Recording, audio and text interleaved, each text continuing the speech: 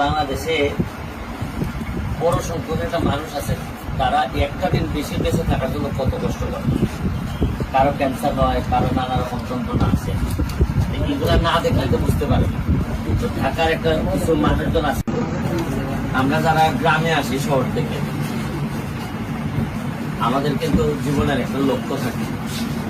লক্ষ্যটা কিনা যে আমরা সাধারণ মানুষের কিছু উপকার করতে চাই, সাধারণ মানুষের কষ্টের কথা শুনি।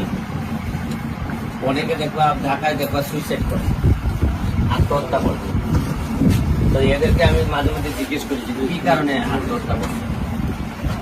দেখা যায় যে আত্মহত্যা করতে চায় সে জানে না যে বাংলাদেশে বড় সংখ্যক একটা মানুষ আছে, তারা একটা দিন বেশি বেঁচে থাকার জন্য কত কষ্ট করে। কারো ক্যান্সার হয়, কারো নানা রকম যন্ত্রণা আছে, এগুলা না দেখলে তো বুঝতে পারে না।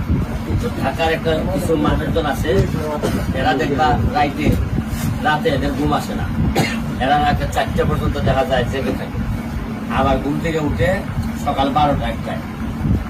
এরা কাজের সময়টাই কিন্তু লিমিটেড। এরা ওই যারা এরকম ঘুম হয় না, ঘুম থেকে উঠে দেরিতে, বেশিরভাগই আবার দেখা যায় যে বড় বড় ধনী লোকের সন্তান। পরে দেখা যায় যে এরা আসলে খুব বেশি সমাজ দিতে পারে না।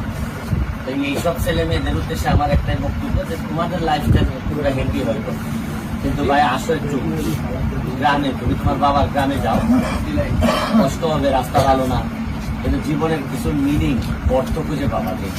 জীবনে শুধু নিজে ভালো থাকার মধ্যেই ওই শান্তিটা নাই, যে শান্তিটা অনেক সাথে করে নিয়ে ভালো থাকা। তো আমি যারা আসলে সেদিন দেখলাম একটা মেয়ে সুইসাইড করছে, ফেসবুকে লাইভে এসে কথা বলে সুইসাইড করছে।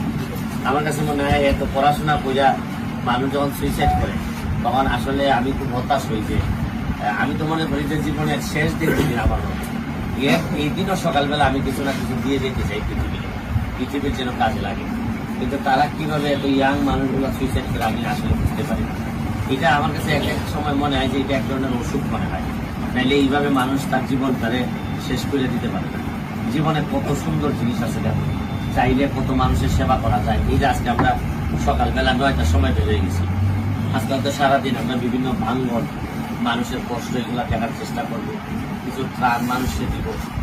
কিন্তু এই যে মানুষ হিসেবে মানুষের সাথে যে ভ্রাতৃত্ব, মানুষের প্রতি টান, এই টানই তো মানুষকে অন্যরকম প্রাণীতে রূপান্তরিত করে, আশরাফুল মাখলুকাত বানায়।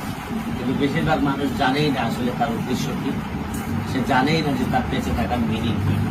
ওই লেভিশ লাইফ লিড করতে করতে দেখা যায় যে জীবনে বেশিরভাগ সময়টা সে কাটাই দেয়।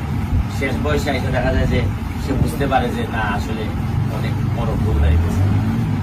তাই আমি মনে করি যে সবাই আসুন, নিজের এলাকায় আসুন, তৃণমূলে আসেন, বিভিন্ন যেভাবে পারেন কাজ করেন মানুষের জন্য। কারণ যদি লন্ডনে বা আমেরিকায় জন্ম হইতো তাহলে বলতাম না আপনাদের।